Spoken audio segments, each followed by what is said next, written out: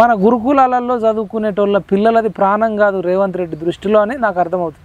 Auto డ్రైవర్లు చనిపోతే కూడా 25,000 కాదు కదా, 25 లక్షలు కాదు కదా, 25,000 కూడా ప్రకటించలే. చేనేత కార్మికులు చనిపోయినప్పుడు కూడా ఒక్క 25 లక్షలు కూడా ప్రకటించలే. ఇట్లా అనేక మంది చనిపోయిన వాళ్ళకి 25 లక్షలు ప్రకటించలే. పేగులు తెగిపోయేదాకా కొట్లాడిన యూట్యూబ్ ఛానళ్ళకు కూడా ఎవరికి 25 లక్షలు ప్రకటించలే. పేగులు తెగిపోయేదాకా కొట్లాడిన ఉద్యమకారులకు ఒక 25 లక్షలు ప్రకటించలే. నిరుద్యోగులకు కూడా 5 లక్షల రూపాయల కార్డు ఇస్తా అని చెప్పేసి వాళ్ళకు ఒక 5 లక్షల రూపాయలు కూడా ప్రకటించలే. ఇప్పటికీ నిరుద్యోగులు ఆకలి కేకలతో అనుభవిస్తున్నారు. జాబ్ రాని వాళ్ళు.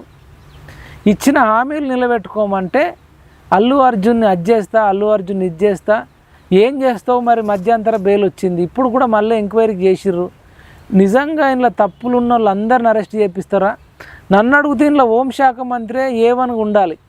ఎందుకంటే శాంతి భద్రతలు కాపాడాల్సిన హోంమంత్రి ఆ రోజు ఏడికి పోయిండు.